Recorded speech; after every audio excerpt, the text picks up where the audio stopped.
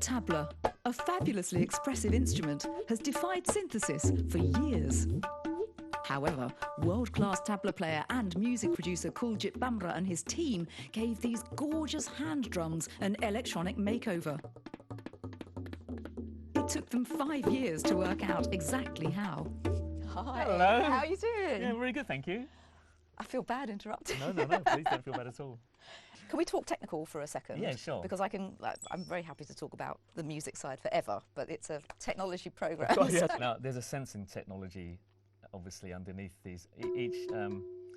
Each drum head has an array of sensors. I can't talk about it too much because it's all patented. Well, it is patented, but it's got an array of sensors. And the sensors are working at a very high level of sensitivity. So just to give you an example, if I strike this drum here, I get that sound, obviously.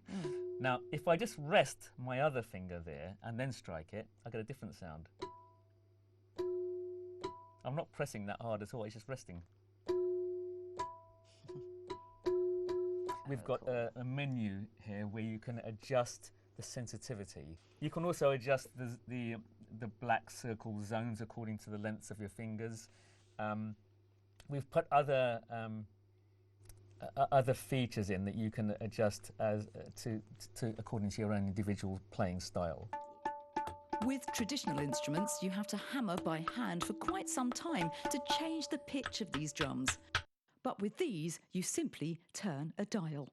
And so to see you just effortlessly change key there, it's very gratifying. Indian music, as you know, especially Indian classical music, is all in one key. So if you watch a Ravi Shankar or Anushka Shankar type performance, it's all in one key. And so what this also allows, which wasn't the original plan, is that it allows a modulation and key change, which is, you could then use that in your music. So it's almost like this instrument is evolving Indian music because of the new capabilities that electronics have added to it. 100%, yeah. Though the Pro model with a screen is aimed at a premium audience with a price to match, the team is working on more affordable models like this one with no screen that's similar in cost to a traditional set. It's going to raise a few eyebrows, isn't it? Yeah, 100%, yeah. What's been the response that you've seen when this has been used in maybe more traditional environments? Yeah, I think some traditionalists will have an issue with it.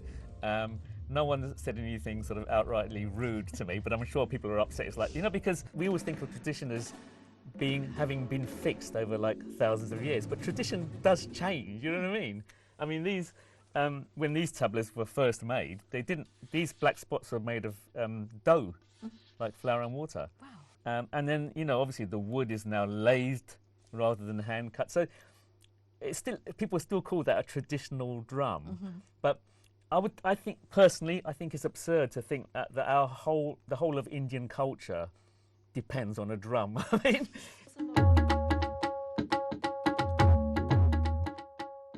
my aim is not for this to replace this in any way whatsoever, because this is so beautiful. It won't be the first time technology affects creativity. The electric guitar in the 1930s changed music forever, and the team hope the electric tabla touch will do the same.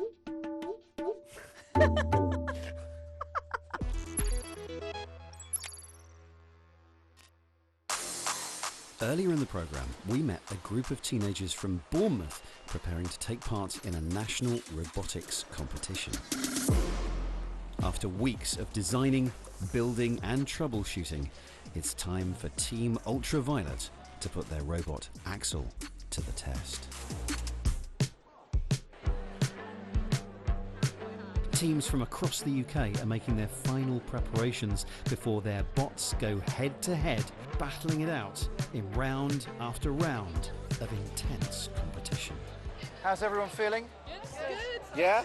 Okay. Anyone get any sleep last night at all? 2 hours. I've just noticed the sunglasses. Before the bots start battling, it's time for Axel and the team to face the judges. My name's Emily and First, they have to present their design process and portfolio. And then they have to show that the robot is safe and within the rules.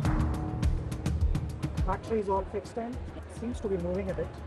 We can take that all down. They've just had to hold their own against judges who are asking detailed questions about how the robot works, is it safe, and if they've been asked to make changes, they said, yeah, no problem, we'll get that sorted. Really, really impressive stuff. Good morning, everyone. Can I get another round of applause for everyone in this room, please? Right, let the battle commence. In 3, 2, 1, drive! Now, the 42 teams work in pairs called alliances, and the highest scoring alliances will make it through to the knockout stages and eventually to the grand final. And here goes Ultraviolet. So, as a reminder, the first part of each match involves picking up pixels and dropping them into target areas. The second part involves going freestyle, launching paper planes and doing pull-ups on the bars. And after a bit of a shaky start for Team Ultraviolet, things start to come together. It's a long, hot, grueling day. And amazingly, Ultraviolet's Blue Alliance have made it all the way through to the final. It's a best of 3 and it's gone right down to the wire. One match all against the Reds. So it's time for the decider. We will begin in 3, 2, 1, go! Very tense. Oh, nearly!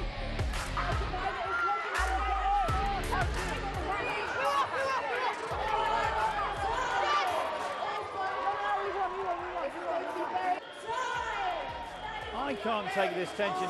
This is better than the Euros and Wimbledon.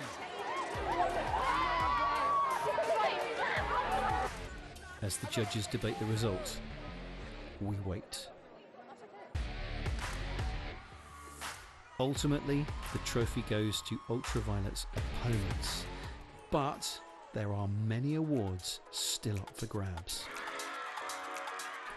This is where teams get recognition for achievements including overcoming adversity, being humble, and, in the case of this team from Scotland, being an absolute force of nature when it comes to enthusiasm and positivity. We can still win Inspire. That's like the award that everyone wants to win. Yeah, the Inspire Award goes to the team which has shown the strongest performance and professionalism in all areas. Winner of the 2024 Inspire Award is to Ultraviolet.